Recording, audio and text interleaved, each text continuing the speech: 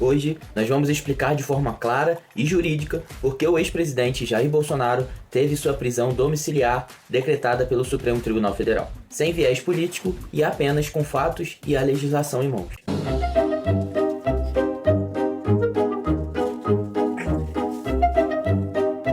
Acompanha comigo. Olha só essa notícia.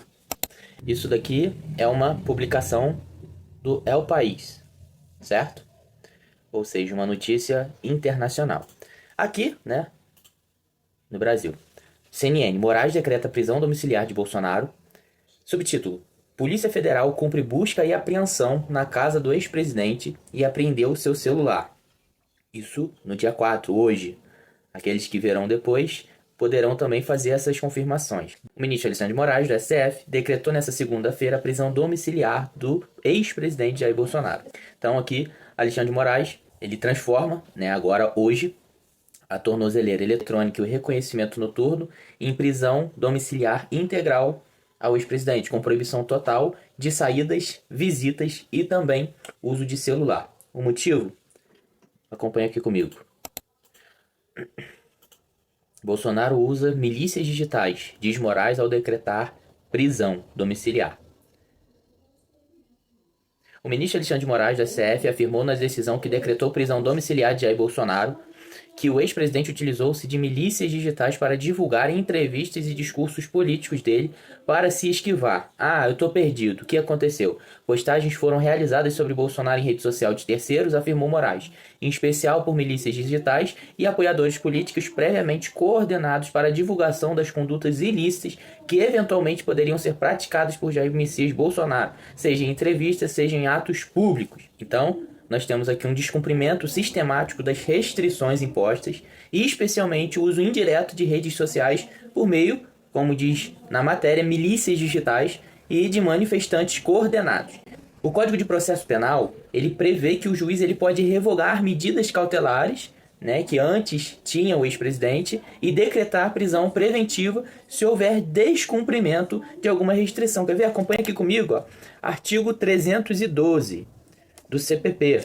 Vai dizer: a prisão preventiva poderá ser decretada como garantia da ordem pública, por ordem econômica, por conveniência da instrução criminal ou para assegurar a aplicação da lei penal, quando houver prova da existência do crime e indício suficiente de autoria e de emprego gerado pelo estado de liberdade imputado.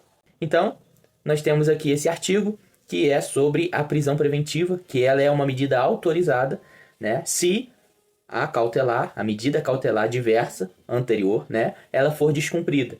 Então, a ordem domiciliar, ela é prevista nesse artigo 312 como uma medida substitutiva à prisão tradicional, especialmente onde tem um risco potencial, né, mas de fato não tem uma fuga imediata ou algum perigo, né, à integridade. Então, nós temos aqui mais uma matéria. Prisão domiciliar de Jair Bolsonaro repercute na imprensa internacional. Decreto de Alexandre de Moraes afirmou que ex-presidente desrespeitou medidas cautelares. Como a gente lá no início colocou, deu para perceber que é um site estrangeiro. O decreto de prisão domiciliar do ex-presidente Jair Bolsonaro nessa segunda repercutiu na imprensa internacional. Moraes aqui, então, ele destaca que Bolsonaro usa as redes sociais, né, de terceiros para coagir o STF, criar manifestação, manter alguma influência política e burlar, de certa forma, as restrições impostas pela justiça. Isso, então, representa uma reiteração delitiva, ou seja, uma prática reiterada de atos que comprometiam a investigação e a ordem pública. Então, como a gente percebeu, o caso ele chama atenção porque ele envolve um ex-presidente, né, e decisões do STF que têm um impacto político nacional e internacional. A repercussão, então, ela foi rápida, inclusive na imprensa internacional. Esse é um exemplo de como o sistema de freios e contrapesos ele opera aqui dentro do Brasil. Então, nós temos autoridades que descumprem, né, decisões judiciais, mesmo sendo o ex-presidente, pode ser sujeita a qualquer restrição mais grave.